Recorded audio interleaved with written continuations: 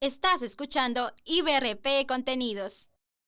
Hola, soy Fer Muñoz y te invito a poder disfrutar este nuevo episodio de 5W, donde vamos a aprender acerca del Evangelio de Lucas. ¿Qué? ¿Quién? ¿Cuándo? ¿Dónde? ¿Y por qué? Cambia tu forma de leer la Biblia. Conoce cada libro en su contexto. 5W. Hablemos teología de forma práctica.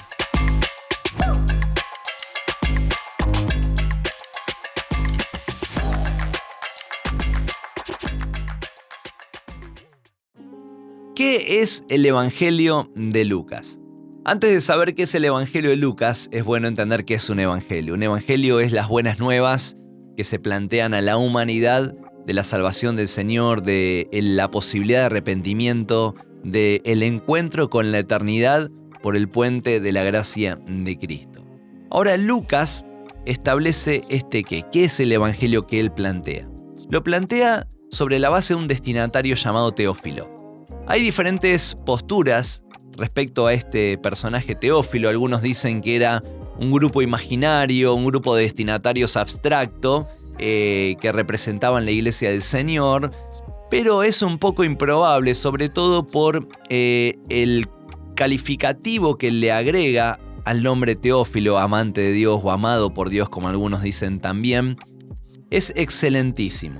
Eso se le atribuía a una persona de un rango elevado, una persona destacada en la sociedad.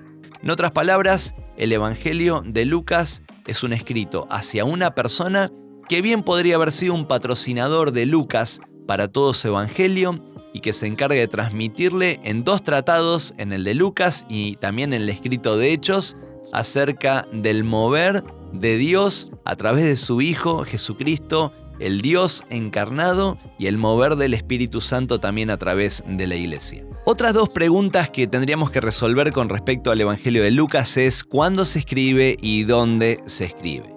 Y acá entramos en un conflicto de interpretaciones o de posturas, porque no se define ni cuándo se escribe ni tampoco desde dónde se escribe. Y el conflicto es el siguiente: si no sabemos cuándo se escribe, menos vamos a saber desde dónde.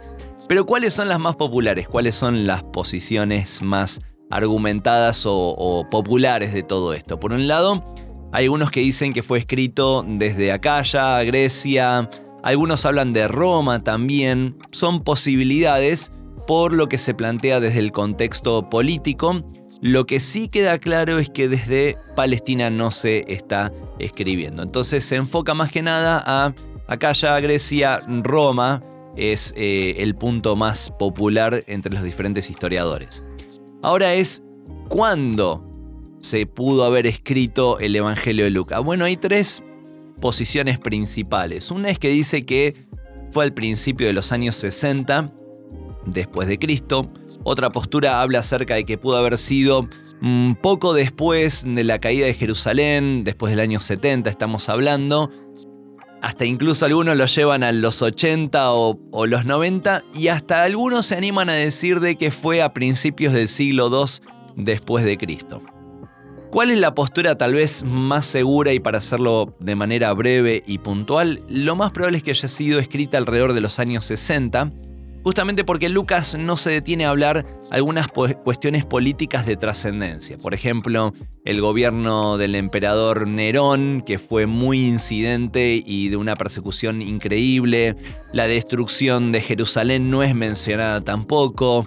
La revuelta judía tampoco es mencionada. Entonces son algunos de los argumentos que favorecen a decir que fue un escrito alrededor del año 60 después de Cristo. ¿Por qué escribe Lucas? Cada vez que uno quiere escribir algo tiene una motivación. Uno publica en las redes sociales algo con una motivación, algo intencional. Uno escribe una carta, o cuando escribíamos cartas lo hacíamos con una motivación principal. Y Lucas tiene una motivación. ¿Por qué escribe Lucas?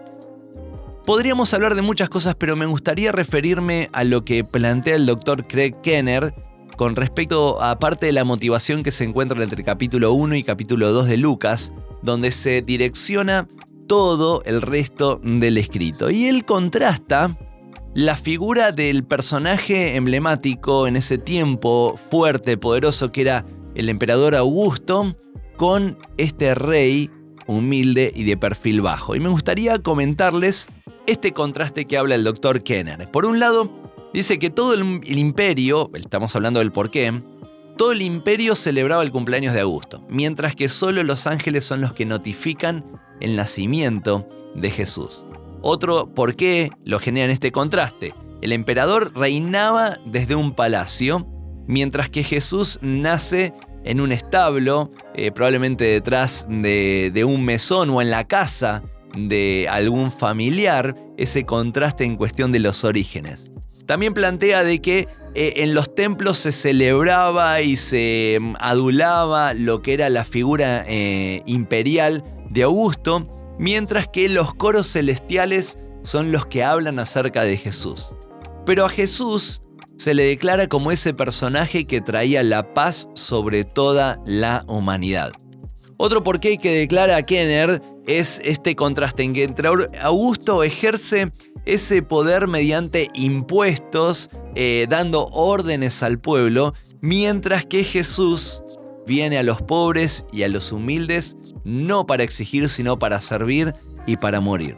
Y en último lugar, el porqué es porque el Rey del Cielo, el verdadero Rey, no vino para relacionarse con poderosos como lo podía hacer Augusto, sino vino para servir a los humildes y a los despreciados de esta sociedad. Lucas establece este contraste de este hombre que tenía todo en los cielos y vino despojándose toda la tierra, tomando forma de hombre, siendo el Salvador encarnado, y en la genealogía misma lo vemos que llega hasta Adán en su genealogía, mostrando es nacido de Dios, es venido de Dios, es el enviado de Dios para poder traer salvación a cada una de las personas.